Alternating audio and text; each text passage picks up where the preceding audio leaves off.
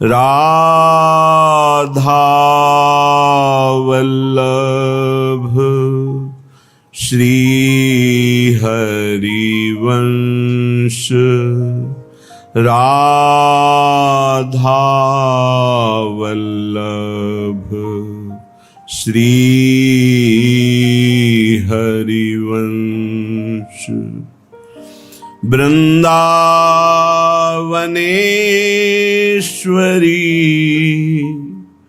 तवैव पदारविन्दम् प्रेमामृतैकमकरन्द रसौघपूर्णम् हृद्यर्पितं मधुपतेः स्मरतापमुग्रं निर्वापयत् परम शीतलमाश्रयामि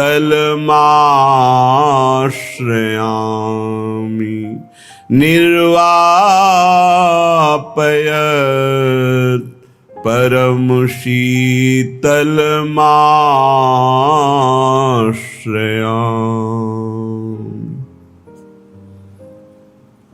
जन्म जन्म जिनके सदा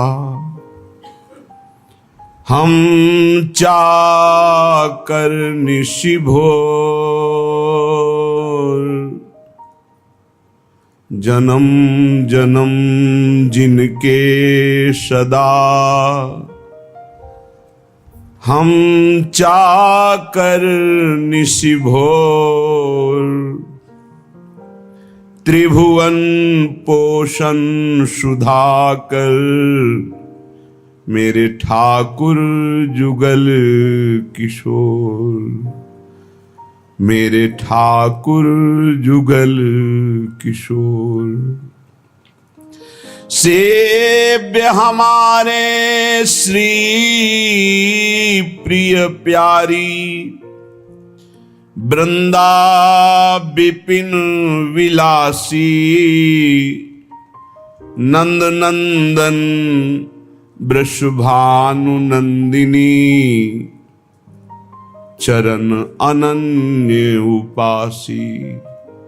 नंद नंदन वृषभानु नंदिनी, चरण अनन्य उपासी।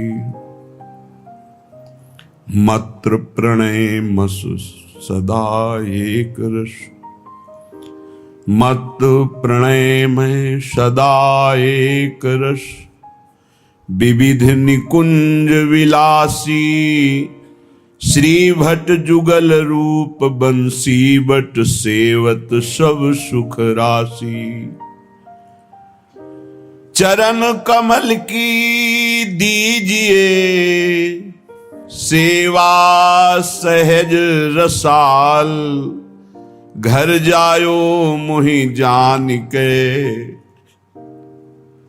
चेरो मदन गोपाल। हमारे सेव्य श्री जुगल किशोर जी हैं।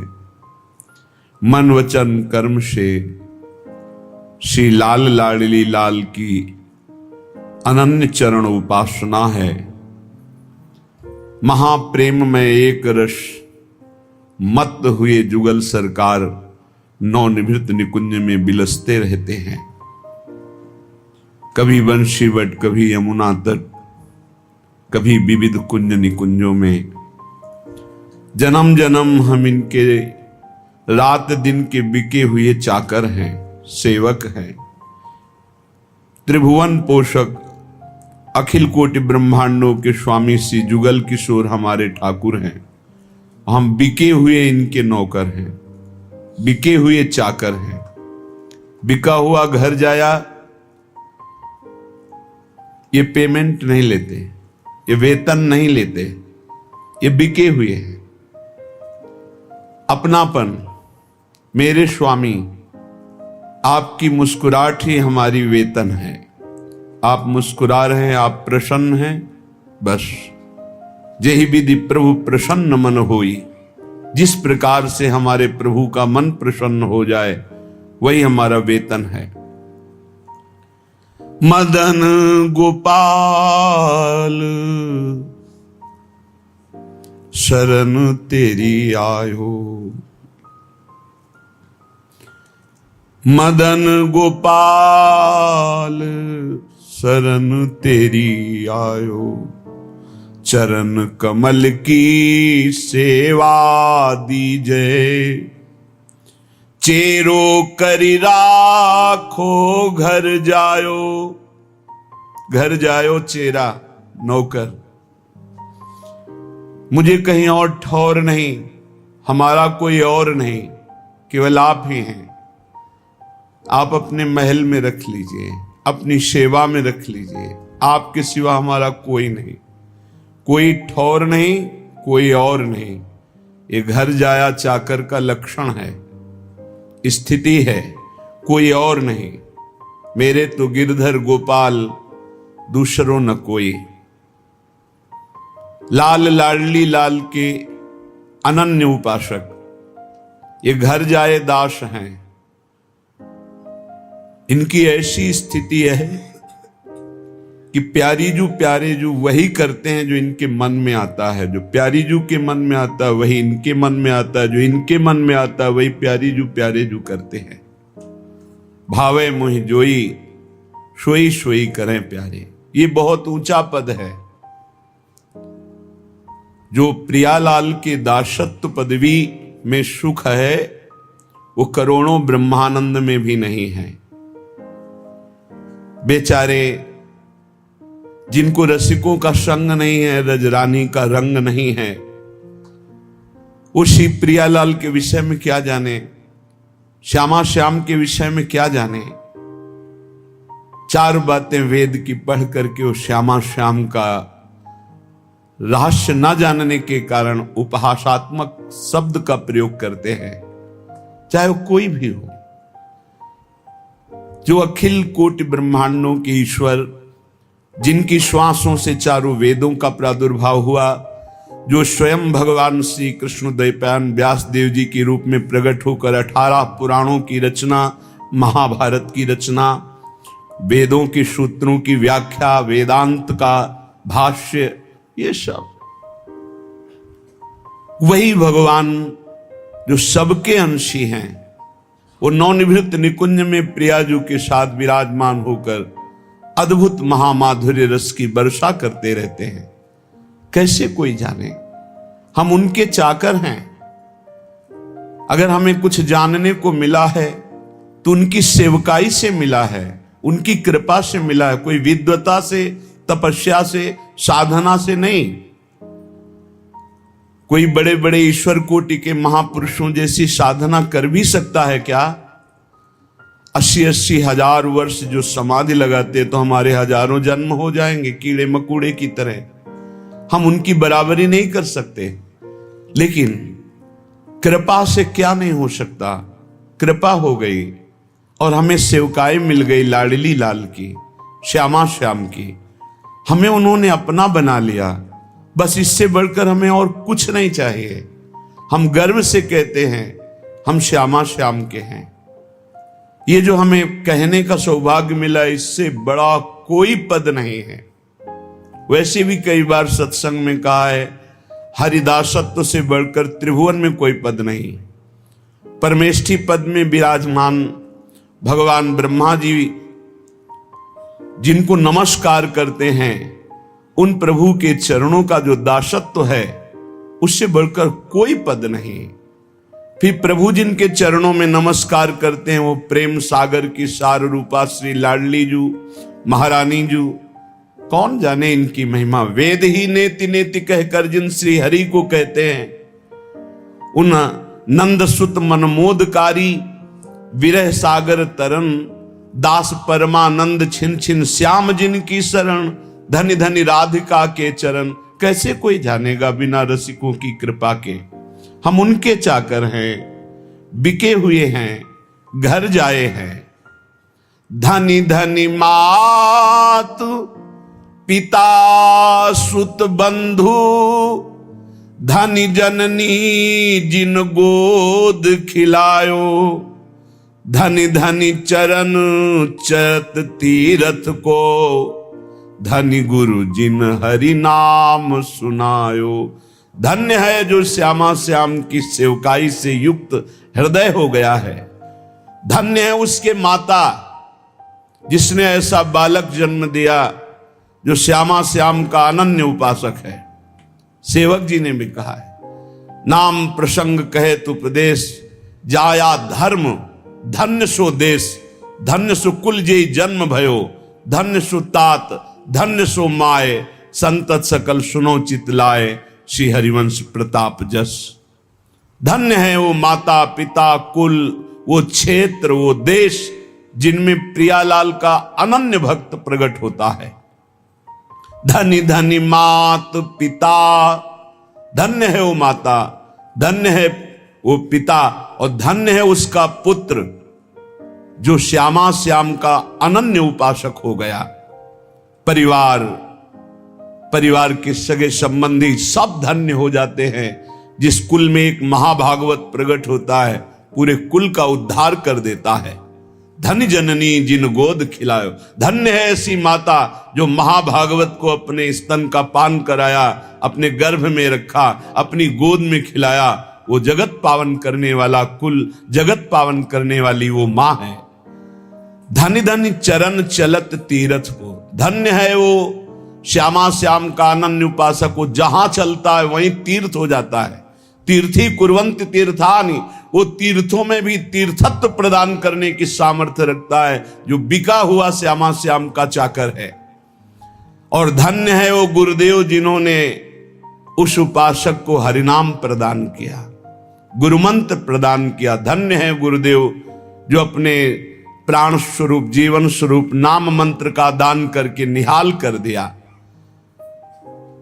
लेकिन जो श्यामा श्याम का नहीं, जो भजन नहीं करता, केवल देह विलास में जीवन व्यर्थ व्यतीत कर रहा है, तो जे नर विमुख भय गोविंद सो, जन्म अनेक महा दुख पायो, श्री भट्ट के प्रभु दियो अभय पद, जम डर प्यो जब दास कहायो, मदन गोपाल शरण तेरी आयो। जो जीव भगवान से विमुख हो गए, जो न नाम जप कर रहे हैं, न भगवत लीला गायन श्रवण कर रहे हैं, न भगवत सेवा कर रहे हैं, व्यर्थ में केवल कल्पनात्मक चिंतन, नाना प्रकार के भोगों का चिंतन, नाना प्रकार की राग द्वेष का चिंतन, विमुख हो गए। जन्म लेना इनका व्यर्थ हो गया। ये अनेक जन्म तक महादुख भोगते रहेंगे जो भगवान से विमुख हैं। श्री भट्ट जी कह रहे हैं, जो भगवान की शरण में आ गया, भगवान ने उसे अभय पद दे दिया। यमराज थर्राते हैं। जम डर प्यो जब दास कहायो, जब गर्व से हम बोलते हैं, इसीलिए गुरुदेव नाम देते हैं, अलग अलग जैसे भागवतिक नाम देते हैं। ये नाम प्रभु की शरण से, प्रभु की दासत्व से युक्त है। और जब हृदय में यही दासत्व उतर जाता है तो यमराज थर्राते, उसकी तरफ देख नहीं सकते, यमदूत उसकी तरफ देख नहीं सकते। जो भगवत दासत्व की ठसक में हमारे माई श्यामाजू को राज, यमराज देख भी नहीं सकते उसकी तरफ। तो जन्म जन्म जिनके सदा हम चाकर निशि भोर, ये ठसक आ जाए, ये बात हृदय में बैठ जाए, हम किनके हैं। जिसको ये विश्वास हो गया कि हमारे साधन श्यामा श्याम, हमारे साध्य श्यामा श्याम, वो बेफिकिर बेपरवाह हो जाओ, निश्चिंत वो पद प्राप्त होगा जो किसी साधन से नहीं होता। हमारे साधन भी श्यामा श्याम, रात दिन हम उनका सुमिरन करने की चेष्टा करते हैं, उनके गुणगान गाते हैं, उनकी चरण शरण में पड़े हैं। हमारे साधन श्यामा श्याम, हमारे साध्य श्यामा श्याम। ये अंदर दासत्व की ठसक आना बहुत बड़ी बात है। हम साधक हैं, हम साधना कर रहे हैं, हम तपस्वी हैं, हम त्यागी हैं, हम ज्ञानी हैं, हम बैरागी, ये नाना प्रकार की, लेकिन हम प्रभु के दास हैं, ये ठसक आना बहुत बड़ी बात है। दास को ऐसा ना समझा जाए कि उसको ज्ञान नहीं होता, उसको बोध नहीं होता। जैसे आजकल लोग ये समझते हैं कि भक्ति का मतलब द्वैत ही केवल है। वो अज्ञानी है जो द्वैत देखता है। भक्त अज्ञानी होता है क्या? हनुमान जी महाराज से परम ज्ञान शिरोमणि वशिष्ठ जी ने एक दिन पूछा, सभा भरी हुई थी, राजाधिराज कौशल नरेश चक्रवर्ती सम्राट पद पर विराजमान अखिल कोटि ब्रह्मांडों के स्वामी परात्पर करुणा निधान सच्चिदानंद भगवान राम और उनके कोमल चरण लेकर हनुमान जी सहला रहे थे। पूछा, हनुमंत, ये बड़े बड़े विज्ञ जन बैठे हैं, जानना चाहते हैं कि आप कौन हैं। हनुमान जी समझ गए परम ज्ञानी वशिष्ठ जी क्यों पूछ रहे हैं। तो उनका, प्रभु शरीर भाव से ये स्वामी हैं और मैं सेवक हूं, अंश भाव से ये अंशी हैं, मैं उनका अंश हूं, और तत्व भाव से जो रघुनंदन सिंहासन में विराजमान है वही हृदय में विराजमान, जो वहां वो यहां, जो वो ये। मुस्कुरा दिए वशिष्ठ। इससे बड़ा कौन सा ज्ञान है? सब ज्ञानों में यही तो ज्ञान है, जो वो ये और वो दोनों मिट गया, केवल है। जन्म जन्म जिनके सदा हम चाकर निशिभोर, त्रिभुवन पोषण सुधाकर ठाकुर जुगल किशोर। जुगल किशोर हमारे ठाकुर। बस इतनी बात आ जाए, पड़े रहो, बेपरवाह कुंजों में पड़े रहो, वो अद्भुत गति प्राप्त होगी जो बड़े बड़े यतियों को भी नहीं प्राप्त होती। विश्वास करो इस बात पर। काहू के बल भजन को काहू के आचार, व्यास भरोसे कुंवर के सोवत पांव पसार। वास्तविक परम पद की प्राप्ति कृपा से होती, कृपा से, कोई और साधन नहीं। साधन असाधन हटाने के लिए कृपा से होती है। सूर कहा है दुविधा अंधरो, बिना मोल को चेरो, भरोसो दृढ़ इन चरणन केरो। समझो, ये आखिरी महापुरुषों के हृदय के निकले हुए वचन हैं। बड़े बड़े महापुरुषों ने कहा, अपने अपने गुरुदेव वल्लभाचार्य जी की तो वंदना नहीं की, कोई पद नहीं गायन किया, तो उनका जितने पद लिखे सब उन्हीं के तो हैं, क्योंकि हम प्रिया प्रीतम और आचार्य दो नहीं देख रहे। वही गुरुदेव हैं, वही प्रिया प्रीतम, प्रिया प्रीतम ही गुरुदेव, गुरुदेव ही प्रिया प्रीतम। बोले फिर भी कुछ तो ये पद, भरोसो दृढ़ इन चरणन केरो, श्री वल्लभ नख चंद्र चटाबिन सब जग माहि अंधेरो। जिसको अपने आराध्य देव गुरुदेव का कृपा प्रसाद प्राप्त है, वो ये रात से समझ सकता है कि इस ठसक से बढ़कर कुछ नहीं। बिना मोल को चेरो, ये आखिरी शब्द बहुत बड़े काम का है। इस कलिकाल में इतना मलिनता छाई हुई है कि हम किसी भी साधन को सिद्ध नहीं कर पाएंगे। विश्वास करो, केवल एक कृपा का भरोसा, दृढ़ चरणों का आश्रय, तो माया से मुक्त हो जाओगे। भगवान कह रहे मामे वे प्रपद्यन्ते माया में ताम तरंति थे। तो ये ठसक, जुगल किशोर हमारे ठाकुर, इसमें इतना सुख है, बस इसके आगे बोलने की इच्छा नहीं। भाई यही लेके बैठ जाओ, यही अंदर बैठा लो, बस हो गया सारा काम, मान लो। पूज्य स्वामी श्री राम सुखदास जी महाराज साधकों की संजीवनी मूरी हैं। इसलिए कहा कि महापुरुष कभी पधारते नहीं, वो सदैव विराजमान रहते हैं, वाणी रूप में विराजमान रहते हैं। वो सदैव विचार परायण रहते, कैसे साधक को भगवत प्राप्ति हो। हर सिद्धांत को खूब डूब डूब करके ढूंढा, आखिरी में निर्णय आया कि हे नाथ, मैं आपका, आप मेरे, बस मैं आपका और आपकी कृपा का भरोसा। आखिरी बात, निर्णय यही, आपकी कृपा का भरोसा, मैं आपका, कोई हमारा नहीं, आप सिर्फ हमारे। इस खास बात निकली। जिन महापुरुषों को, बड़े बड़े महापुरुषों को देखा गया, वो आखिर इसी में आए, बिना मोल को चेरो, मैं बिका हुआ आपका दास हूं। जुगल किशोर हमारे ठाकुर, सदा सर्वदा हम जिनके हैं, जन्म जन्म घर जाए चाकर। जुगल किशोर हमारे ठाकुर, जन्म जन्म इन्हीं का था, भूल गया माया के मेले में।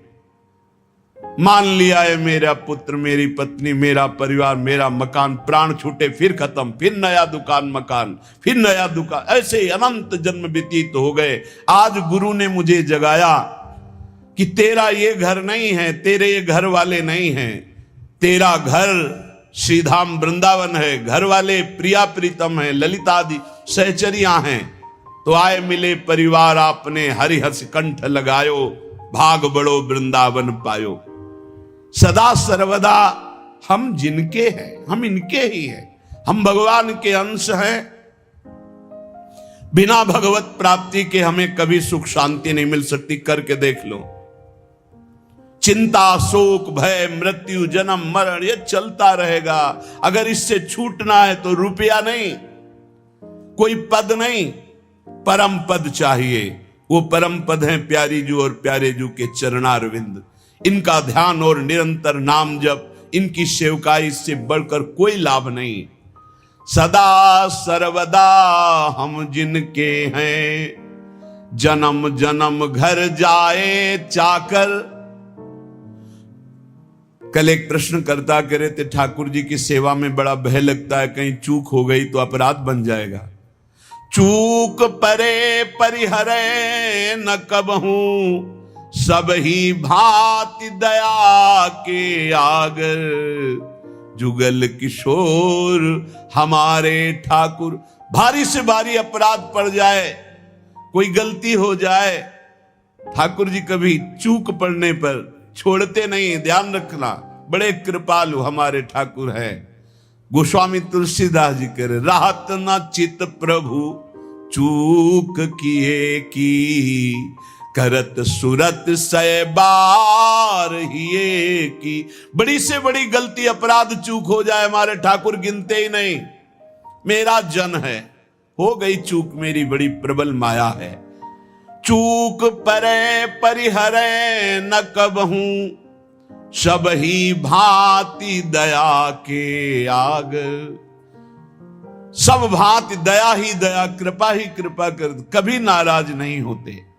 जनयो गुण प्रभु मान न काऊ, दीन बंधु अति मृदुल स्वभाव। बहुत करुणामय स्वभाव हमारे प्रिया प्रीतम का है। अवगुण बन जाए, अपराध बन जाए, एक दो नहीं, अवगुण करे समुद्र सम, गणत न अपनो जहानी। राई के संभजन को मानत मेरु समान। जय श्री भट्ट प्रगट त्रिभुवन में, प्रणतनि पोषत परम सुधाकर। जुगल किशोर हमारे ठाकुर। त्रिभुवन में प्रसिद्ध है जो हमारे प्रिया प्रीतम की शरण में आ गए, तो इस लोक और परलोक सब जगह आनंद ही आनंद है, उनका पोषण करते हैं। इसलिए जो बिका हुआ दास हो जाता है, उससे विशेष साधना नहीं करनी पड़ती और फल विशेष मिल जाता है। जब आप अपने आप को प्रिया प्रीतम के चरणों में समर्पित करके, जब कभी परीक्षा हो तो आपके अंदर ठसक होनी चाहिए। साधन नहीं है, मैं नीच हूं, अधम हूं, कामी हूं, क्रोधी, हो सकता है ये सब मेरे अंदर, पर मैं श्यामा श्याम कहूं, इसमें पाई भर भी अंतर नहीं। अगर हमारी तुम परीक्षा लोगे तो हम फेल हो सकते हैं। कामी हैं, क्रोधी हैं, लोभी हैं, मोही हैं, इस पर हम नहीं कह रहे गर्व कर रहे, लेकिन हम श्यामा श्याम के हैं, इस पर तुम काट डालो तो भी नहीं छूटेगा। यही रहेगा कि हम श्यामा श्याम के। बस ये बात पकड़नी। बिके हुए की अपनी कोई गारंटी नहीं है, बिके हुए की निष्ठा होती है अपनी। जब बड़े बड़े महापुरुषों को देखो, देखो हरिवंश महाप्रभु क्या, क्वाहम तुच्छा परम मधमा प्राणहो गर कर्मा। पर निष्ठा की बात, रसना कटो जो अन रटो, निरखन फुटो नयन, श्रवण फुटो जो अन सुनो, श्री राधा जस बैन। निष्ठा में नहीं चलेगा। निष्ठा तो हमारे अनन्य श्यामा श्याम की, और हम बड़े नीच हैं, अधम हैं, ये पक्का है। हम अपनी सफाई नहीं पेश कर रहे, हम अपनी भावना बता रहे कि अगर आप हमारी परीक्षा लोगे तो हम फेल हो जाएंगे, लेकिन हमारी निष्ठा की परीक्षा लोगे तो काट डालो तो भी यही निकलेगा, हम श्यामाजू के, हम श्यामाजू के। बस ये खास बात है। इसी से सब कुछ प्राप्त होता है। जब आपके अंदर ये बात बैठ जाएगी कि हम श्यामा श्याम के, तो कोई विकार ही नहीं रह जाएगा, क्योंकि विकार होता है देहाभिमान में, मैं शरीर का, मैं पुरुष, मैं स्त्री, इसमें विकार होते हैं। और जब आप श्यामा श्याम के समर्पित हो गए तो ये ध्यान में नहीं आते, ये नेत्रों में बस जाते। अगला पद लिखा कि मेरे नयनन में दो चंद बसो, मेरे नयनन में दो चंद। निष्ठा में बहुत बड़ी सामर्थ्य प्यारे, बड़ी बड़ी साधनाओं का फल है निष्ठा। जिस दिन यह निष्ठा आ गई, अनन्य भाव हमारे श्यामा श्याम, धिक्कार है ऐसे मन और इंद्रियों को जो ऐसे करुणा वरुणालय प्रभु के नाम रूप को छोड़कर शरीर सुख में नाना प्रकार की वासनाओं में भटकते हैं। धिक्कार है इसको। अनंत जन्म से गंदी गंदी बातों में भटकते हुए आज तक तृप्ति नहीं हुई, और मार्ग मिला श्यामा श्याम का तो उसमें अनन्यता नहीं आ रही, उसमें ठसक नहीं आ रही।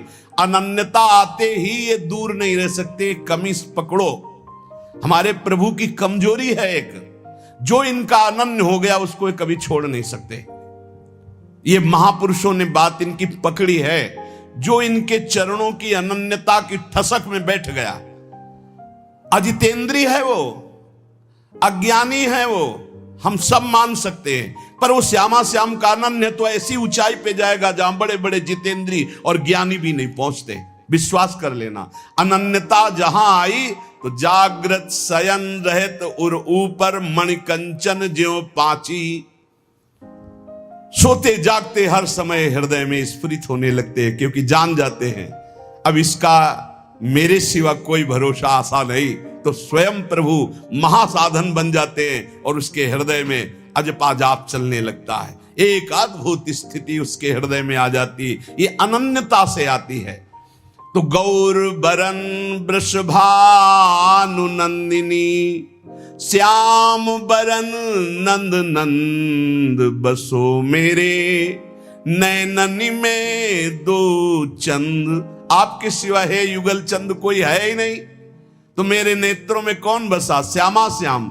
ये गोलक रहे लुभाए रूप में, निरखत आनंद कंद, जय श्री भट्ट प्रेम रस बंधन, क्यों छूटे दृढ़ फंद, बसो मेरे नैननी में दो चंद। दोनों युगल सरकार श्यामा श्याम आनंद कंद ऐसे आकर नेत्रों में बस जाते हैं कि नेत्र गोलक अब कुछ और देख ही नहीं पाते। ये प्रेम बंधन में बंद कर उपासक के हृदय में नेत्रों में समा जाते हैं। जाको मन वृंदा विपिन हरियो। श्यामा श्याम की अनन्यता, श्यामा श्याम का प्रेम, श्यामा श्याम के रसिक, ये वृंदावन प्रदान करता है। ध्यान रखना, ये वृंदावन प्रदान करता है। रसिक कहीं आपको बाजार में मिलने वाले नहीं। जैसे हीरो के बोरे नहीं होते कि ट्रक में क्या लदा, बोले हीरे लदे। जैसे हंसों की समुदाय नहीं होते, ऐसे रसिकों के समुदाय नहीं होते। ध्यान रखना। एक बार वल्लभाचार्य जी से उनके किसी धनी मानी शिष्य ने कहा 100 विद्वत ब्राह्मणों को आज हमारा पवाने का मन है। तो वल्लभाचार्य जी का बहुत उत्तम विचार है, एक भगवत शरणागत वैष्णव को पवा दो, 100 ब्राह्मणों के पवाने का फल मिल जाएगा। हाँ प्रभु, तब तो 100 वैष्णवों को पवा देंगे। तो उनका उत्तम बात है, अगर एक भगवत प्रेमी को पवा दो तो 100 वैष्णवों के पवाने का फल मिल जाए। उनका प्रभु 100 भगवत प्रेमियों को पवा देंगे। तो आंसू आ गए और कहा भगवत प्रेमी 100-200 नहीं होते, कोई बिरले होते। जो कहो हरिवंश रस बिरलो समझन हार, एक दोई जो पाइए खोजी सब संसार। जब वृंदावन कृपा करता है तब रसिकों का संग मिलता है। उनकी मंद मुस्कान मात्र से भगवान की मुस्कान से प्रकट हुई माया अपरीत हो जाती है, ढूंढने पर भी नहीं मिलती चित्त में। गुरुदेव की मुस्कान मात्र से समस्त दोषों पर विजय प्राप्त करने का बल जागृत हो जाता है।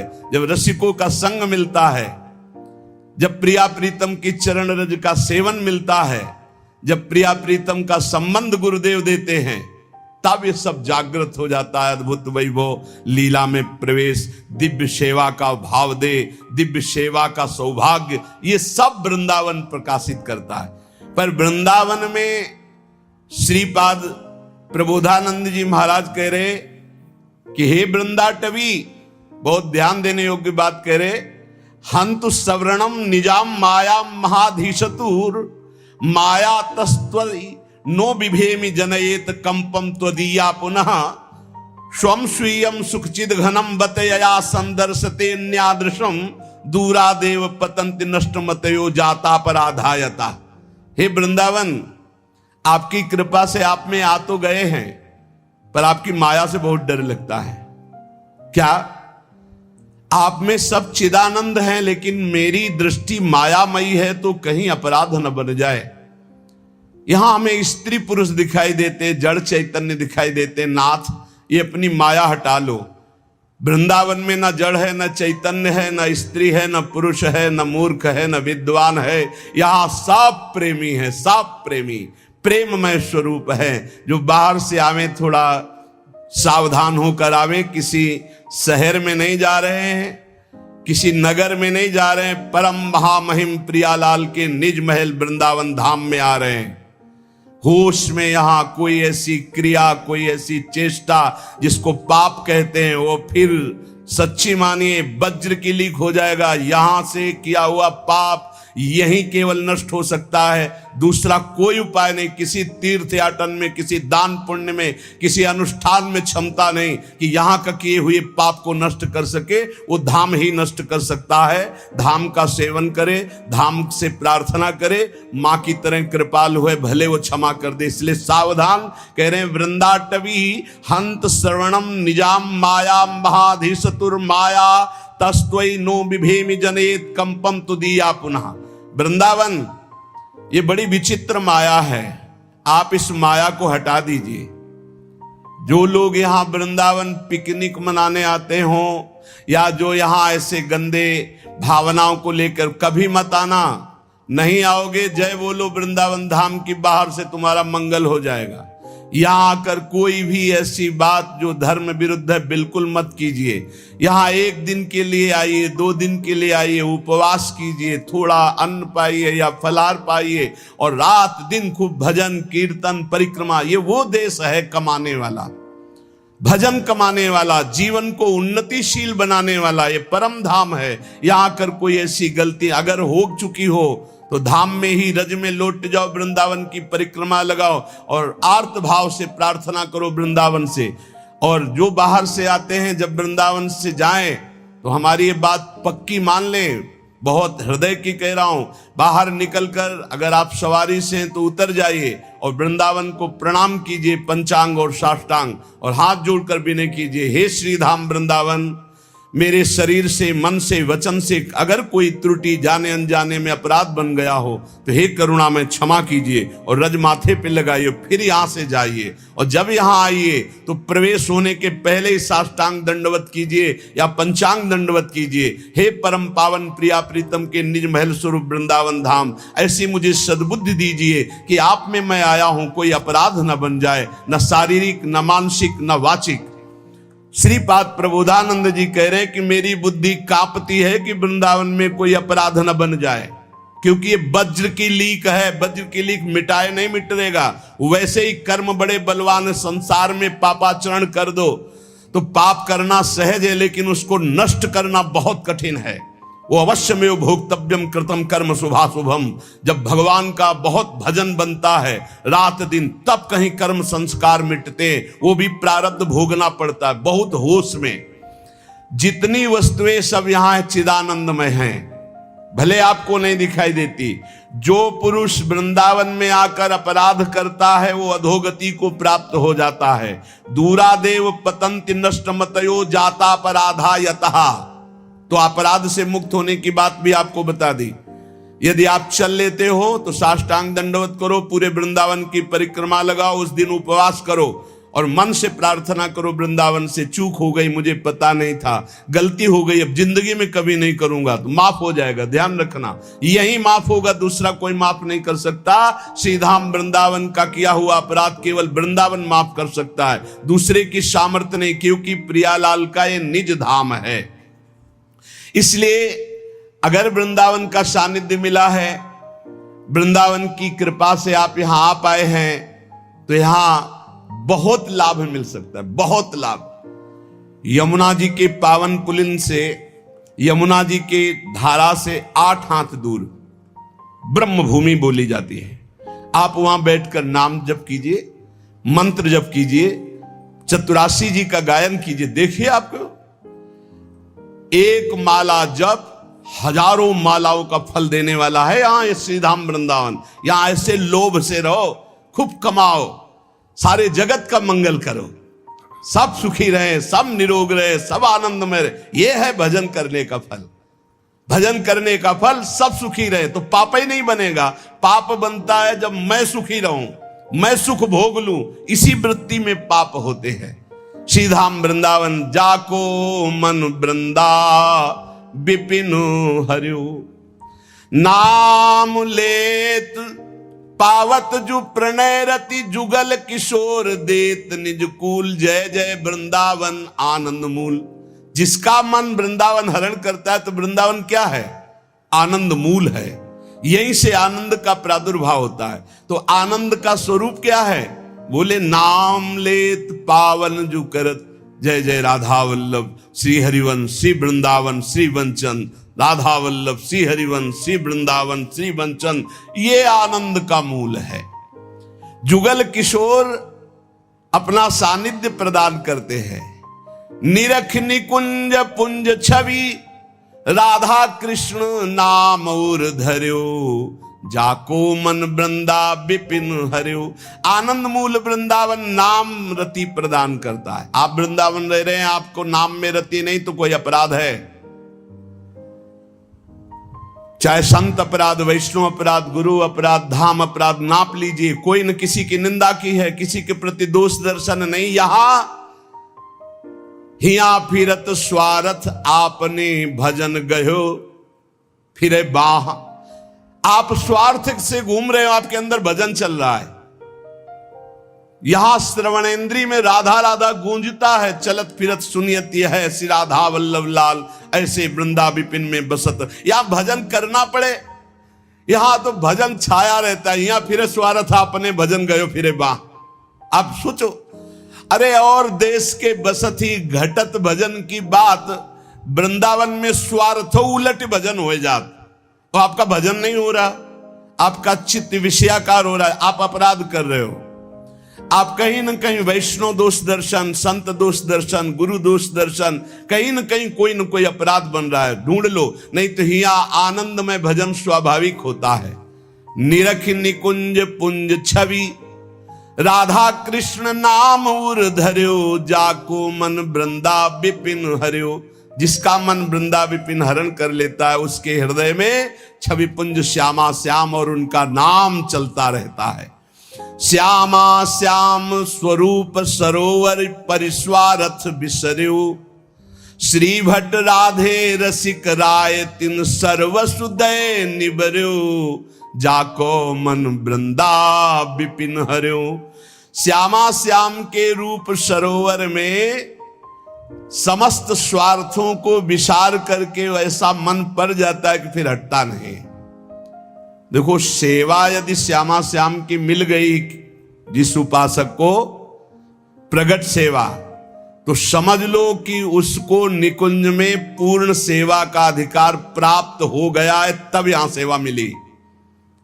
हमारी बात मान लेना, यह महापुरुषों की बात कहते हैं। श्यामा श्याम की सेवा में रुचि हो ही नहीं सकती यदि श्यामा श्याम ने स्वीकार ना किया हो। जब कोई हरिवंश शरण हुआ, रसिक शरण हुआ, तो हमारी प्यारी जो प्यारे जो परस्पर बैठकर तत्काल निश्चित करते हैं उसकी सेवा, कि ये निकुंज में आएगी, कौन सेवा करेगी, क्या सेवा, इसका क्या नाम होगा, क्या रूप होगा। उसी के अनुसार उसको यहां सेवा में रुचि होने लगती है। बोले हमें सबसे ज्यादा चंदन घर्षण में रुचि, हमारी चंवर डुलाने में रुचि। ये श्यामा श्याम आपको चाह रहे हैं कि आप चंवर डुलाएं, श्यामा श्याम आपको चाह रहे हैं कि आप गाएं, श्यामा श्याम चाह रहे हैं कि आप द्वार पर खड़े रहें। ये सब सेवाएं श्यामा श्याम चाह रहे हैं और निश्चित किया तब आपको सेवा मिली, मान लीजिए। पर सेवा में एक अनन्य निष्ठा होनी चाहिए। अगर आप श्री जी की सेवा कर रहे हैं और आपके पास कोई प्रिय मिलने वाला आया है, तो आपके नेत्र नहीं जाने चाहिए। सेवा से हटकर नेत्र गए, इसका मतलब अभी सेवा में प्रीता नहीं। गुरुजन आ जाएं तो श्री जी को विराजमान करके खड़े हो गए, वो इतना धैर्य रख ही नहीं सकते, तुरंत आपसे कहेंगे आप सेवा में लगिए, क्योंकि वो जानते हैं सेवा का महत्व। और अन्य कोई प्रियजन आया है या कोई बहुत से बड़ा लाभ का विषय है या बहुत से बड़े हानि का विषय है, सेवा से आंख नहीं हटानी चाहिए। इतना महत्व सेवा में देना चाहिए कि जिस समय हम सेवा में हैं उस समय फिर न किसी की सुननी है, ना अपनी बोलनी है, ना हमें नेत्र देने हैं और ना हमें सेवा रोकनी है, चाहे कुछ भी हो जाए। अब ये निष्ठा पकड़ लो तो अभी माया पर विजय प्राप्त कर लोगे। बड़े महापुरुषों ने सेवा सुख के लिए अपने सर्वस्व का समर्पण कर दिया। श्री आस्करण जी महाराज नाम के महाभागवत हुए हैं, जो अपने लोग नाम कीर्तन करते हैं श्रृंगार आरती के बाद। हाँ, आस्करण मधुकर जयमल नृप हरिदास जन दासा, ऐसा आता है। तो आस्करण जी के इष्ट श्री राधा मोहन जो थे, इन्होंने विचार किया कि राजकाज में हर क्षण कोई न कोई जब सेवा में बैठते तो राजा, तो आप ये सलाह ये सब बंद कर देना चाहिए। जिस समय हम श्री जी की सेवा में है उस समय अन्य कोई वार्ता नहीं, अन्य कोई नहीं, बस उन्हीं के रूप गुण का चर्चा करते हुए। अगर हम सेवा में हैं तो उनका चर्चा का तात्पर्य है पद गुनगुनाते, जिस समय की जो हम सेवा कर रहे हैं उस समय के पद गुनगुनाते हुए या उनकी रूप माधुरी में चित्त लगाए हुए सेवा में। इससे बड़ी कोई बात नहीं। यदि सेवा मिल गई श्री जी की तो आप ये समझ लीजिए कि आप श्री जी के पास जाने का पास मिल गया आपको। बड़े बड़े महापुरुषों ने कहा भजन करना, साधना करना, ये सब हो सकता है, लेकिन प्रभु की सेवा में अनुराग, गुरु की सेवा में अनुराग, संत सेवा में अनुराग, समाज सेवा में भगवत भाव से अनुराग, ये बहुत कठिन बात है। ऊर्ध्वबाहु विरोमेश न कश्चित शृणोति में, धर्मादर्थश्च कामश्च किम धर्मम न सेव्यते। भगवान श्री कृष्ण द्वैपायन व्यास देव जी कहते, मैं दोनों हाथ उठाकर कहता हूं, मेरी बात सुन लो, मान लो। सेवा से सब प्रकार की संपत्ति प्राप्त हो जाती है, जो चाहिए आपको, लौकिक पारलौकिक, हाथ उठा के कहता हूं मेरी बात मान लो। भगवान व्यासदेव जी कहते हैं जो सेवा धर्म है, भगवत सेवा, समाज सेवा भगवत भाव से की हुई सेवा, शब्द निष्काम होता है, जहां कोई कामना नहीं की जाती और प्रीत्यर्थ, जिसकी सेवा करें उसको सुख पहुंचाने का भाव, तभी सेवा शब्द सार्थक होता है। कोई भी ऐसी कामना नहीं जो सेवा से पूर्ण ना हो जाए। जो सेवा धर्म का आचरण करता है उसके संपूर्ण जीवन में आनंद ही आनंद, सुख ही सुख रहता है। और लोग कहते हैं धर्मात्मा को दुख मिलता है। तुम क्या जानो, तुम बाहरी बात देखकर कहते हो दुख मिलता है। हृदय आनंद में वो डूबता है जो किसी भी वैभव में, किसी भी सुख में, किसी भी अनुकूलता में नहीं होता। अभी आपने सेवा धर्म को स्वीकार नहीं किया। सच्ची कहते हैं, सेवा में जब ये शरीर जाता था तब भी किडनी फेल थी, 20 वर्ष से फेल है। कभी गुरु कृपा से एक दिन का भी चूक नहीं हुई और कभी जानने नहीं दिया कि शरीर में कष्ट है। 7 बजे से लेके कभी कभी 11 बजे तक सेवा का सौभाग्य मिलता, बिल्कुल कभी नहीं जानने दिया। बड़ी से बड़ी सेवा की जो आज्ञा हुई तो वही गुरु बल सब कार्य कराता था। कहीं सेवा में कभी ऐसा में नहीं, जब सेवा के बाद आए तो भले लेट गए, फिर सामर्थ्य नहीं रही भिक्षा भी मांगने की, पर जब सेवा में गए तो एक अपार सामर्थ्य गुरु कृपा से आ जाती थी। सेवा में एक अद्भुत सामर्थ्य है। समस्त कामनाओं के बीज, वासनाओं का नाश करने की सामर्थ्य भगवत सेवा में है। श्री आस्करन जी ने अपनी सेवा को सुरक्षित रखने के लिए, ये नरवरगढ़ के राजा है, राजा को बहुत से कार्य होते हैं, पता नहीं किस समय कौन सी राजकीय व्यवस्था के लिए आवश्यकता पड़ जाए, तो ठाकुर सेवा में एकाग्रता की बहुत आवश्यकता होती है। पत्रावली तो सिर्फ पत्रावली पे ध्यान है, इधर उधर नहीं तो पत्रावली बिगड़ जाएगी, वो पत्रावली मानी नहीं जाएगी आपकी। भोग लगा रहे हैं तो सिर्फ एक एक कवल पे ध्यान है आपका, बैठे हैं प्यारे जू कैसे पा रहे हैं, हित सजनी जू कैसे पवा रहे हैं, प्यारे जू कौन सी पदार्थ की तरफ देख रहे हैं, लाडली जू कौन से पदार्थ की तरफ देख, पूरी भावना में उससे डूब। श्रृंगार तो श्रृंगार कर रहे हैं, स्नान तो स्नान, मतलब सेवा में पूरी तन्मयता आवश्यकता है। अगर तन्मयता नहीं तो फिर बिगड़ जाएगा। तो नरवरपुर ताको राजा नरवर जानो, मोहन जू धरिए सेवा नी के करी है। घरी 10 मंदिर में रहे चौकी द्वार, पावत न जान को ऐसी मति हरी है। पर्यो को काम आए अब ही लिवाए ल्याओ, कहे पृथ्वीपति लोग कान में न धरी है। आई फौज भारी सुध दीजिए हमारी, सुनी बहु बात टारी परी बात कर भरी है। मनुष्यों में श्रेष्ठ आस्करण जी ये नरवरगढ़ के राजा थे। इनके ठाकुर का नाम राधा मोहन जी था। ये प्रेम पूर्वक उनकी सेवा में कोई विघ्न न हो इसलिए 10 घड़ी तक का कठोर आदेश दे दिया था। 24 मिनट की एक घड़ी होती है, तो 10 घड़ी कितने हुई? 4 घंटे। 4 घंटे तक कोई भी अगर सूचना देने आया तो दंड प्राप्त करेगा, वो दंड उसको मिलेगा। 4 घंटे तक सूचना भी नहीं देनी है। जिस समय वो राधा मोहन जी की सेवा में गए तो द्वारपाल खड़े हो जाते थे, कोई भी अंदर प्रवेश नहीं करेगा। किसी भी तरह की कोई विपत्ति आ जाए, आग लग जाए, फिर भी सूचना नहीं देनी है। 4 घंटे सेवा में ये शिक्षा लेनी चाहिए। अपनी जब ठाकुर सेवा करें, हम कहते तभी करो, सब निपटा लो पहले फिर ठाकुर सेवा करो। ऐसा नहीं है कि जल्दी जल्दी तुम्हारा चित्त कहीं लगा हुआ है। अगर घर गृहस्थी में हो तो हम कई बार एकांतिक में बोल चुके हैं, पहले अपने पति पुत्र की तैयारी कर दो। उनको ऑफिस जाना है, उनको विद्यालय जाना है, सबकी तैयारी कर दो। जय जयकार करके उनको पवाओ।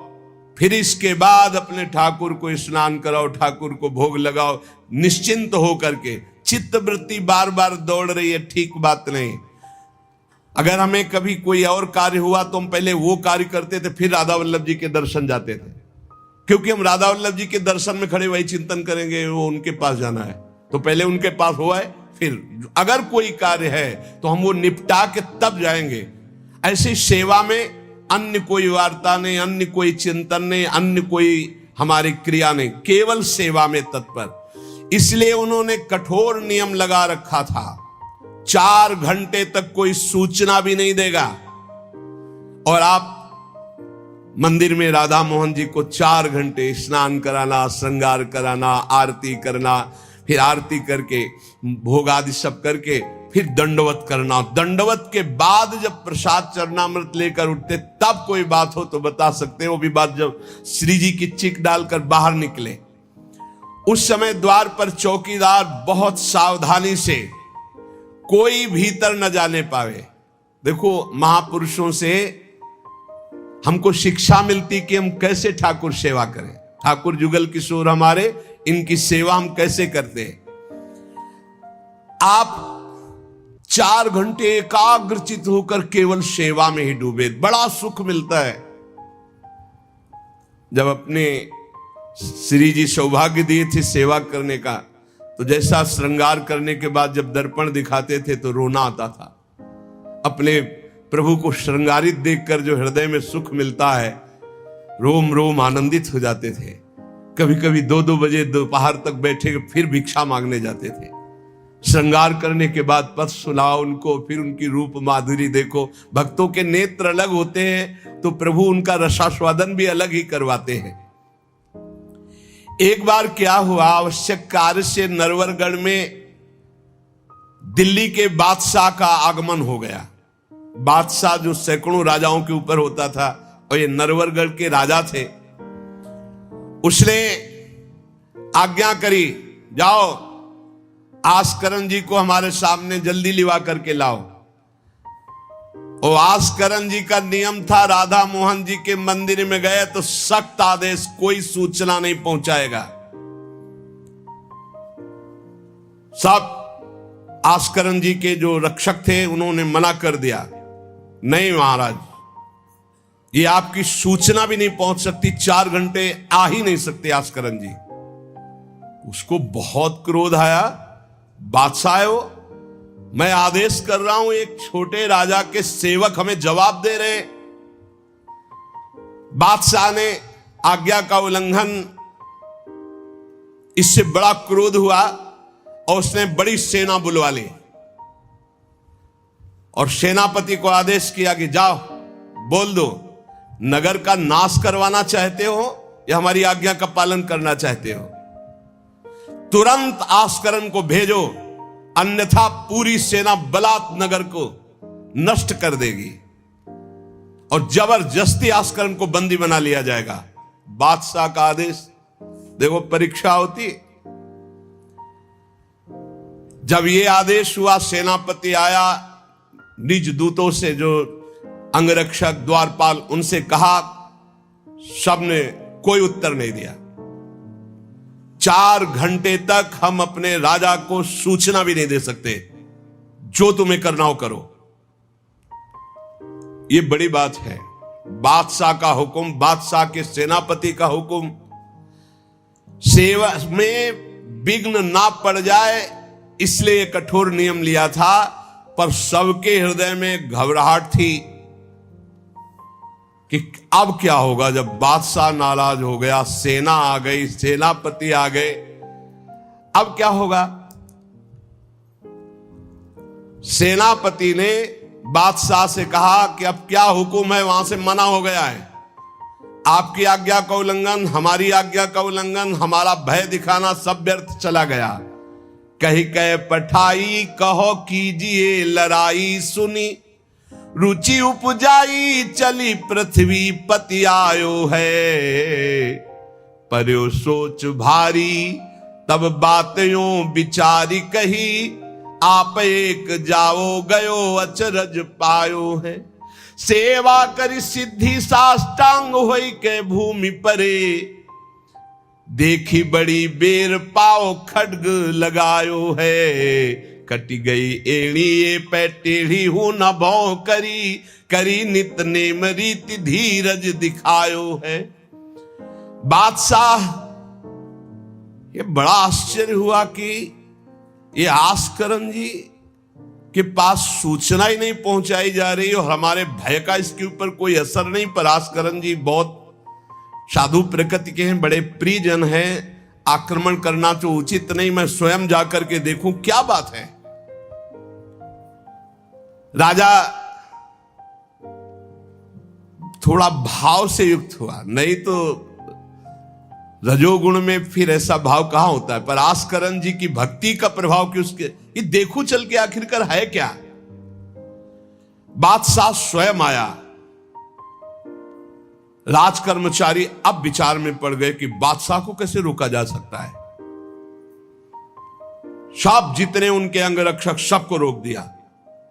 ये बड़ी बात है, यह है भगवान की आराधना का बल। नहीं, बादशाह को कौन रोक सकता है। एक छोटे राजा ये है, उनके सैनिकों ने, द्वारपालों ने रोक दिया और बादशाह से कहा राज आज्ञा का उल्लंघन हम नहीं कर सकते, नाम सूचना दे सकते हैं और ना किसी और को अंदर जाने दे सकते हैं, किसी और को अंदर नहीं जाने दे तो हम जा सकते हैं। बोले हां आप बादशाह हैं, आप जा सकते हैं, लेकिन आपके साथ कोई नहीं। बादशाह राजी हो गया। देखे आखिरकार अंदर क्या है। वहां जाके देखा तो आस्करण जी की सेवा हो चुकी थी संपूर्ण। अब वो दंडवत कर रहे थे। कई बार हमने प्रार्थना की है उपासकों से कि 11 दंडवत, 21 दंडवत, 51 दंडवत, 108 दंडवत, जितनी सामर्थ्य हो नियम ले लो, रोज करो। 4 परिक्रमा करो श्री जी की और 11, 21, 51, 108 दंडवत करो। जो स्त्री शरीर के साधक हैं वो पंचांग दंडवत करें। पंचांग किया, खड़े हो गए, हाथ जोड़ा, मंत्र जपा, फिर पंचांग किया, फिर खड़े हो गए। ऐसे ही जो पुरुष शरीर साधक है वो साष्टांग करें। साष्टांग किया मंत्र जपते हुए, फिर खड़े हो गए, हाथ जोड़ा, फिर मंत्र जप कर प्रणाम किया, फिर साष्टांग, फिर ऐसे। हमें लगता है कि होती होगी दंडवत, करते होंगे, क्योंकि ये नियम तो बहुत पहले से दिया और ये करना ही चाहिए। सच्ची कहते हैं बड़ा सुख मिलता है जब अपने इष्ट के चरणों में साष्टांग लौट कर और उनकी तरफ देखते हुए। बहुत कृपा होती, बहुत कृपा होती। यावत स्वस्थमिदम कलेवरम यावत च दूरे जरा, जब तक ये शरीर स्वस्थ है बुढ़ापा दूर है। आनंद लूट लो भाई, ये कमाने का समय गंवाने का नहीं है। आस्करण जी अपने ठाकुर की संपूर्ण सेवा करके दंडवत अपनी पूरी कर रहे थे। अब जैसे 108 दंडवत तो समय लगेगा। हमने देखा है पूज्य सदगुरुदेव भगवान को अस्वस्थ शरीर में, अस्वस्थ अवस्था होने पर भी, बुखार है पर दंडवती अपनी पूरी करते हुए, नियमावली पूरी करते हुए देखा। क्योंकि जैसे ब्रज की 84 कोस की परिक्रमा में तो श्री जी साथ थी, बहुत थकान, बहुत शरीर कष्ट में, पर आप अपनी दंडवती जरूर पूरी करते। गुरुदेव भगवान को देखा। महापुरुष नियमनिष्ठ होते हैं, जो नियम ले लिया उसे तोड़ते नहीं। जय बजे आरती होती है, आप देख लो, 5 मिनट के अंतर की बात नहीं कह सकते, नहीं आपको ठीक समय से आरती मिलेगी। जय बजे वो टहलने के लिए वही उनका समय होगा। महापुरुषों की पहचान होती है, उनकी एक रस दिनचर्या चलती, उनकी दिनचर्या में फर्क नहीं पड़ेगा, शरीर में भले फर्क पड़ा हो, चाहे बुखार हो, चाहे जुकाम हो, चाहे जो भी पीड़ा हो, दिनचर्या में फर्क नहीं पड़ सकता। ये महापुरुषों की पहचान होती है। आस्करण जी साष्टांग लेट करके दंडवत कर रहे थे। अब को बादशाह जाएगा तो बादशाह कोई साधारण तो है नहीं, उसकी बाजूबंद, उसके सब झनन भनन आवाज तो होती है, पता भी चलता है कि कोई आ गया। मुड़ करके भी नहीं देखा बादशाह की तरफ, बस बार बार साष्टांग दंडवत, खड़ा खड़ा देखता रहा। 108 दंडवत 2-4 हो तो बड़ी देर हो गई, ना बादशाह से बात, ना सलाम, ना कोई, बस वो अपनी साष्टांग दंड। ये होना चाहिए। आप श्रृंगार कर रहे हैं तो श्रृंगार में ही दृष्टि होनी चाहिए, दंडवत कर रहे हैं तो किसी की तरफ नहीं, सिर्फ दंडवत के सामने प्रिया प्रीतम है, हम बार बार दंडवत कर रहे हैं। ये उपासकों की एक एकाग्रता होती है। भला सोचो, बादशाह पास खड़ा है तो ऐसे लेटे लेटे भी तो देख सकते थे, बिल्कुल नहीं देखा। राजा को, बादशाह को बड़ा आवेश आया कि इतनी देर से मैं खड़ा हूं, पहले तो वहीं सब नाना करते रहे, इतनी देर से खड़ा हूं, ना कोई प्रणाम ना नमस्कार, ना हमारी तरफ देख रहा है, क्या है। तलवार निकाली और साष्टांग दंडवत कर रहे थे तो मारा, एक पैर की एड़ी कट गई, एड़ी कट गई, खून बह रहा है। साष्टांग दंडवत, फिर खड़े, फिर साष्टांग दंडवत, फिर खड़े, फिर साष्टांग दंडवत, बिल्कुल नहीं देख रहे कि एड़ी कट गई। सोचो जरा, ये भक्त की निष्ठा है उपासना की। या तो अगर एक चींटी काटेगी तो थोड़ी देर लौट करके पहले देखेंगे क्या हो रहा है, फिर दंडवत। एड़ी कट गई, लेकिन किसने काटा, ना ये बात देखी। एड़ी कटना कोई साधारण बात समझते हो? तलवार से पूरी एड़ी काट दी, कोई दुख नहीं, रक्तस्राव हो रहा है। अपने नियमानुसार कटी गई एड़ी, ए पे टेढ़ी हूं न भौं करी, ना तो आह निकला ना गुस्साई कि किसने ऐसा कर दिया। करी नित नेम रीति धीरज दिखा, धैर्य पूर्वक 108 दंडवत पूरी की। पूरा जब संपन्न कर लिया, इसके बाद पीछे हटे, चिक गिराई, क्योंकि समझ चुके थे कि ये तलवार चलाने की हमारे ऊपर हिम्मत केवल बादशाह की हो सकती, दूसरे की नहीं। कोई साधारण राजा नहीं, महाभागवत और महाबली है। इसलिए हमारे ठाकुर का सुखपूर्वक अपशयन हो। चिक डाली, उठ चिक डारी तब पाछे सो निहारी, कियो मुजरा बिचारी बादशाह तिरिझे हैं। हित की सच्चाई यह है नेको ना कचाई होत, चर्चा चलाई भाव सुनि सुनि भीजे हैं। बीते दिन को नृप भक्त सो समायो, पृथ्वीपति दुख पायो सुनी भोग हरि छीजे हैं। करे विप्र सेवा तिने गांव लिख न्यारे दिए, वाके प्राण प्यारे लाड़ करो कही धीजे हैं। आस्करन जी ने जब चिक डालकर पीछे मुड़कर देखा तो बादशाह तो शिष्टाचार के अनुसार जोहार किया। राजा की भगवत सेवा, नियम निष्ठा, ये देखकर बादशाह बहुत प्रसन्न हुआ और कहा, मैंने आज देखा ईश्वर के प्रेम की सच्चाई को। तुम्हारे में थोड़ा भी बनावटीपना नहीं, थोड़ी भी शिथिलता नहीं, तुम अपनी निष्ठा के धैर्यवान वीर हो। बादशाह ने आस्करण जी से भगवत प्रेम संबंधी कुछ चर्चाएं की और विचार अपने प्रकट किए कि आज मैं बहुत खुश और सौभाग्यशाली हूं कि तुम्हारे जैसा राजा मेरा जन है। बड़ा हृदय रस में डूब गया बादशाह का। यह है देखो सच्चाई भक्ति की। नहीं, बादशाह के हुक्म को टाल देना, सेनापति की आज्ञा का उल्लंघन कर देना, बादशाह आया है साष्टांग दंडवत, कोई उसका आदर ना करना, ये सब भारी अपराधों में आता है।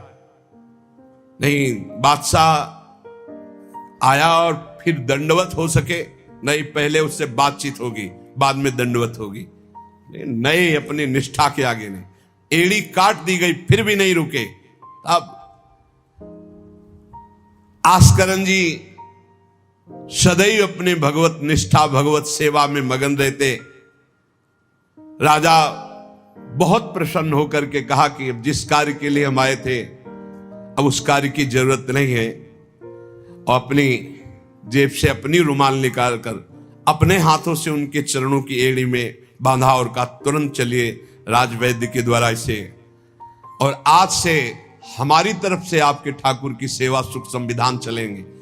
हम विशेष विशेष प्रकार के आपकी ठाकुर सेवा में सहयोग करें। आस्करन जी ने कहा भगवत कृपा है, सब भगवत कृपा है, सेवा यथार्थ रूप से चल रही है। नियम की सच्चाई और हृदय में कोई छल कपट नहीं, रोष नहीं, ये भगवान के भक्त में विशेष लक्षण होते हैं। भगवान के भक्त में छल कपट नहीं और अपराध करने वाले पर भी रोष नहीं। उमा संत कई यही बड़ाई, मंद करत जो करे भलाई।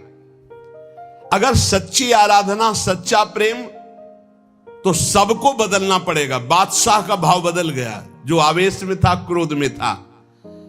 सच्चाई से अगर थोड़ी भी ठाकुर सेवा की जाए तो माया पर विजय प्राप्त की जा सकती है।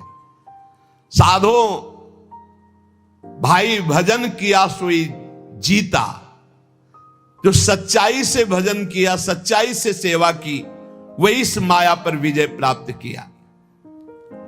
एक बार राजा आस्करन जी के शरीर में बहुत जोर का बुखार आ गया।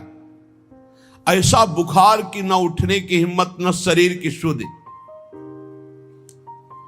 और नियम की निष्ठा थी ही। अब भारी कष्ट, एक तो शरीर उठने लायक नहीं, भारी बुखार, और दूसरा सेवा।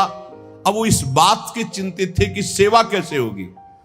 तो ठाकुर जी ने स्वप्न में अपने किसी निजजन पंडा से कहा, इनको किसी औषधि की जरूरत नहीं, मेरा चरणामृत पिला दो, स्वस्थ हो जाएंगे, सेवा में आ जाएंगे। वो गए और उनका ठाकुर जी ने स्वप्न में आकर के कहा है कि आप ठाकुर जी का चरणामृत पी लीजिए, आप स्वस्थ हो जाएंगे। वैसे तो चरणामृत रोज ही लेते थे, सेवा में जाने के पहले ठाकुर जी का चरणामृत जो पूर्व का था पिया, तत्काल सब खत्म हो। सेवा में बहुत बड़ी सामर्थ्य है, निष्ठा में बहुत बड़ी सामर्थ्य है ठाकुर जी के चरणामृत में। विश्वास करो, जो रोज चरणामृत पीता है अकाल मृत्यु नहीं हो सकती। अकाल मृत्यु हरणम सर्वव्याधि विनाशनम, कोई भी रोग परास्त नहीं कर सकता। आप रोज चरणामृत पिए। अरे भाई, आप अगर राधा नाम विराजमान किए स्नान कराते तो रोज श्री लाडली लाल का चरणामृत है। रामे लाडली जो धामे लाल जो विराजमान है, प्रिया प्रीतम राधा नाम में विराजमान है। आप अगर सेवा नहीं विराजमान किए हुए हो तो विराजमान कर लो, जीवन काहे व्यर्थ करोगे। लेकिन जब तक सेवा ना विराजमान करो तो चले जाओ बिहारी जो, राधा वल्लभ जो, राधा रमण जो, राधा दो, कहीं भी मांगो चरणामृत मिल जाएगा।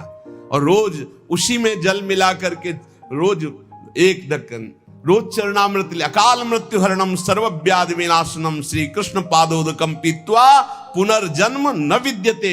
जो रोज चरणामृत पीता है उसका पुनर्जन्म नहीं होगा। बड़ा से बड़ा रोग आएगा लेकिन उसको पीड़ा नहीं पहुंचा पाएगा, अकाल मृत्यु नहीं होगी। तो स्वप्न में ठाकुर जी ने कहा चरणामृत दे दो, सब सामर्थ्य आ जाएगी।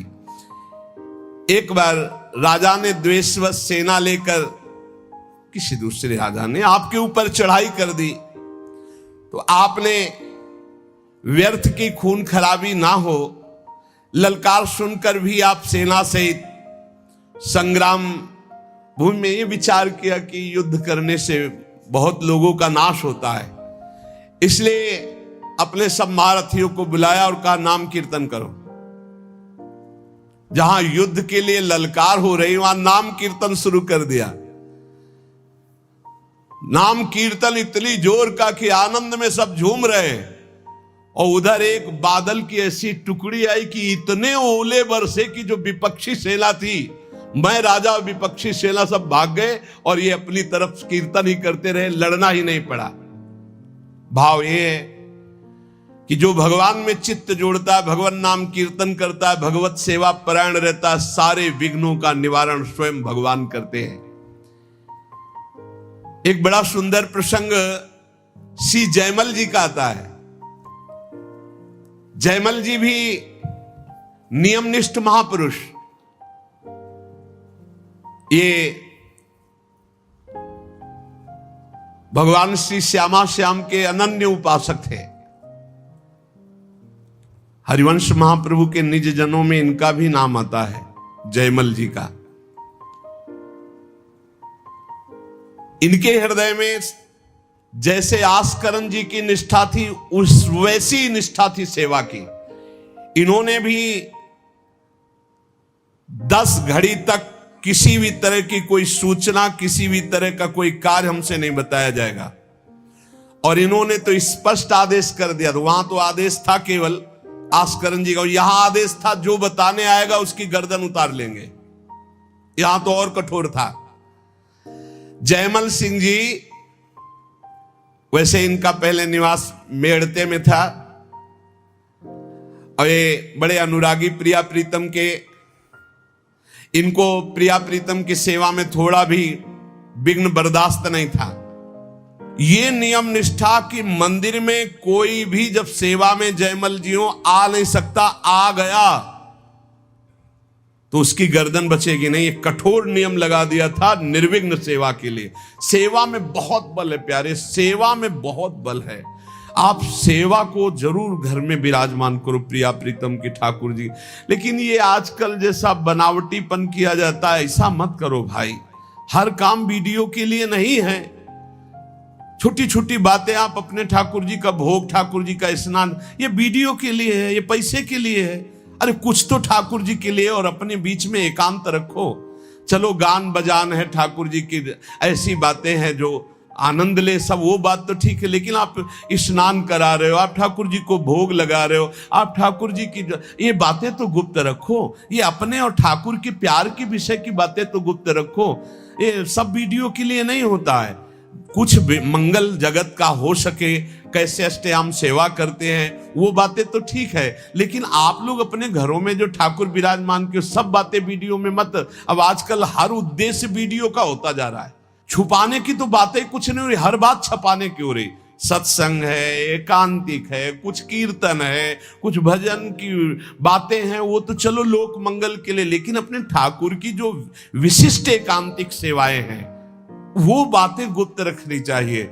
ऐसा नहीं कि जो पर्दा करके अपने ठाकुर जी का स्नान कर रहे हैं, पत्रा, हाँ आप श्रृंगार करके आ गए, आप दर्शन करो, आरती करो, सब कोई, जैसे राधा वल्लभ जी के देखो आरती के दर्शन होते, लेकिन आप दर्शन नहीं कर सकते कैसे स्नान कराया जाता है। आप अंदर दर्शन नहीं कर सकते कैसे भोग लगाया जाता है। कभी कभी जैसे 56 भोग किसी भारी उत्सव में तो एक कुछ घंटे के लिए दर्शन, वो बात अलग है। तो अपने ठाकुर घर में जो विराजमान है, बिल्कुल जो निकुंज के ठाकुर वही है, अपनी भाव निष्ठा रखो। जयमल जी ये नियम लगा लिए थे कि अगर सेवा के समय कोई भी समाचार देने आएगा तो उसे मार डाला जाएगा। इतना कड़ा शासन। और ये बात प्रसिद्ध हो गई थी कि 4 घंटे जयमल जी निकलेंगे नहीं मंदिर से। तो जयमल जी का एक मंडोर का जो राजा था वो भाई लगता था,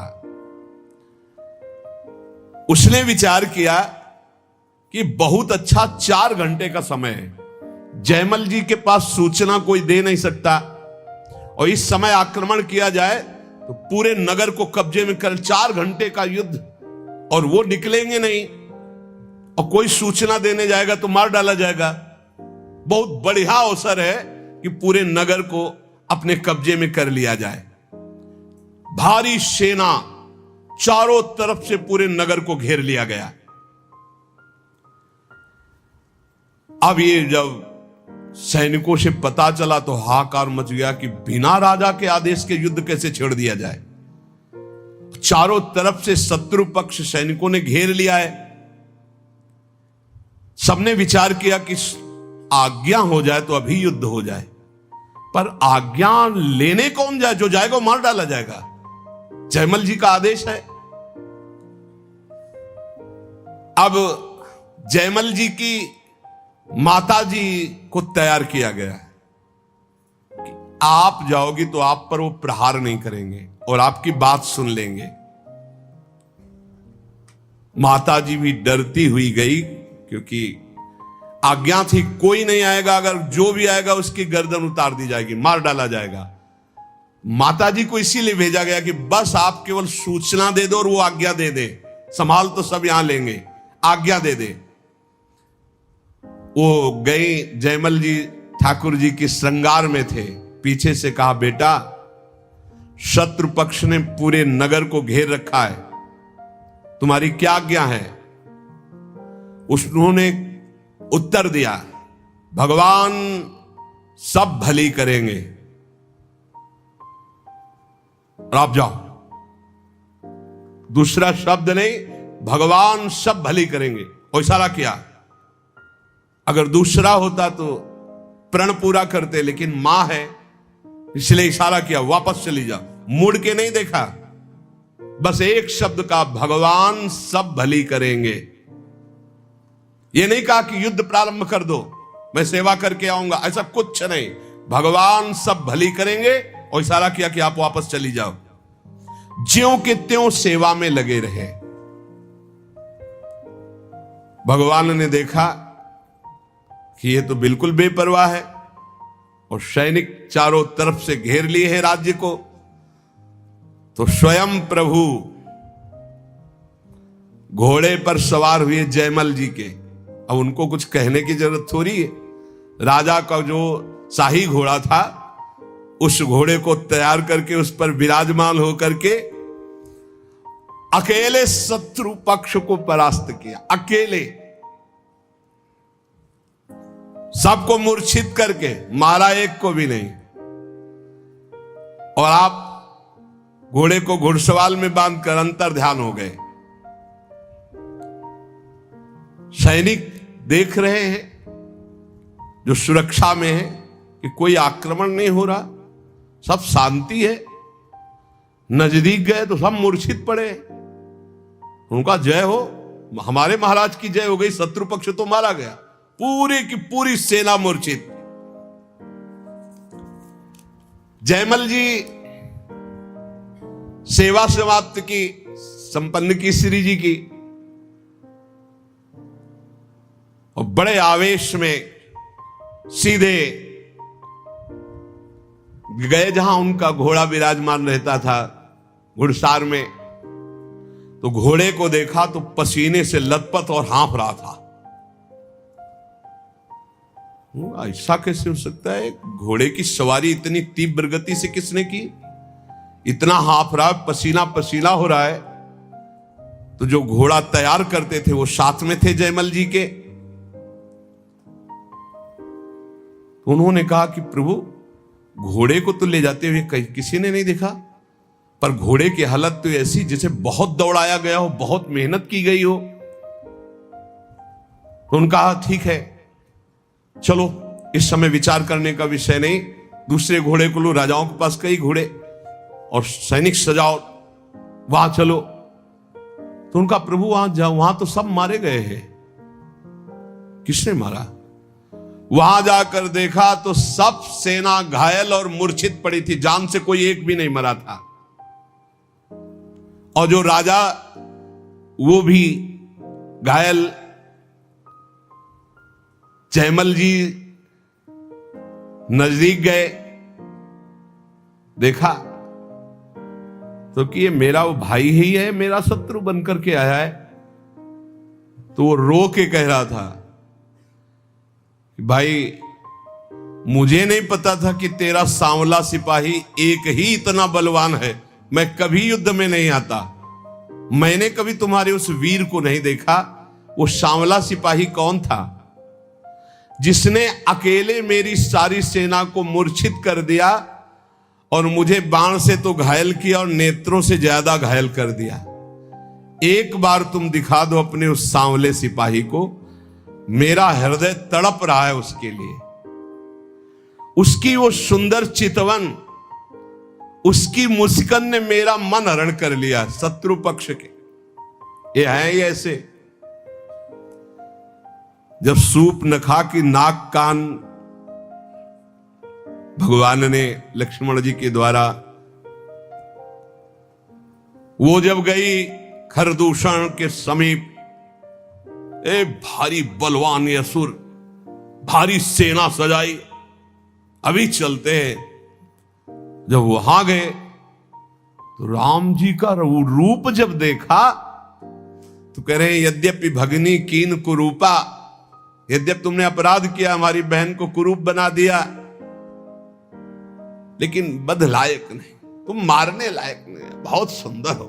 राक्षस लोग कह रहे, इतने सुंदर प्रभु और मुस्कुराहट प्रभु के देख के कह रहे कि यद्यप तुमने अपराध किया है, मेरी बहन को ऐसा कुरूप कर दिया, पर तुम मारने लायक नहीं, दर्शन करने लायक हो। सुनो, हम तुम्हारा कुछ भी नहीं करेंगे। सुनते तुम्हारी पत्नी बहुत सुंदर, दे दो, बदला हो जाएगा और तुम जाओ। भगवान ने क्षण में नष्ट कर दिया। बैरी भी जिनको प्यार करे वो प्रभु का रूप है।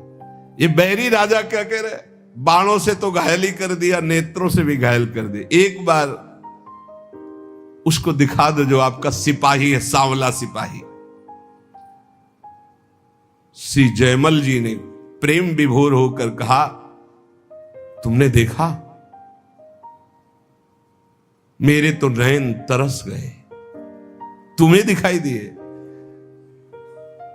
आज तक मैंने नहीं देखा। और जयमल जी के अश्रु चलने लगे। वो समझ गया कि ये सिपाही कोई और नहीं, जयमल जी जिनकी आराधना करते भगवान श्याम सुंदर है। वो अपने भक्त की रक्षा करने के लिए आए। अहो भाग्य, दुश्मनी का भाव ही सही, पर मेरा भाई तो है ना, इस कारण भगवान ने मुझ पर कृपा की कि मुझे दर्शन का सौभाग्य मिला। और जयमल जी के चरणों में प्रणाम किया और कहा, आज के बाद कभी जिंदगी में आपसे वैर का भाव नहीं रखेंगे और आपके उसी सांवल सिपाही के ध्यान में निरंतर हम मगन रहेंगे। नित्य भगवान की सेवा करने की प्रतिज्ञा जयमल जी के शत्रु के मन में भी भक्ति प्रकाशित कर दी। यह है प्रचार। जब अंदर होता है प्रसार तो सबके हृदय में होता है प्रचार, और जब अंदर प्रसार नहीं तो बाहर प्रचार लाख करते रहो, कुछ नहीं होता। बुरा करने भक्त का आए थे तो भगवान ने उनका मंगल कर दिया। क्यों कर दिया? किसी भी तरह से भक्त का संबंध तो है, भक्त का भाई तो है ना, मंगल हो जाता है। इसीलिए कहा जाता है वो कुल, वो परिवार धन्य है। भले ही किसी भाव से सही, भगवान से जुड़े हुए भक्त के संबंध में यदि आता है उसका परम मंगल हो जाता है। जयमल जी ने लौट करके गए और अपने घोड़े को दंडवत किया कि हे भाई, ठाकुर जी की सेवा तो हम प्रगट में करते ही हैं, लेकिन तेरे सौभाग्य का वर्णन क्या करें। मेरे ठाकुर जी तेरे पर सवार हुए, घोड़े की 4 परिक्रमा की, आरती उतारी, दंडवत की और बार बार हाथ से स्पर्श करके पुलकित हो रहे हैं। ऐसे ही हैं हमारे ठाकुर जी। इसीलिए दास दासोहम में बड़ी सामर्थ्य मानी गई है। सबसे ज्यादा कृपा किस पर होती है? जो भगवान के दासों का दास होता है। घोड़े को साक्षात्कार हो गया भगवान का, बैरी भाई को साक्षात्कार हो गया, और जयमल जी कह रहे कि मेरे नयन तरस रहे हैं। तो क्या वास्तविक जयमल जी के नेत्र तरस रहे?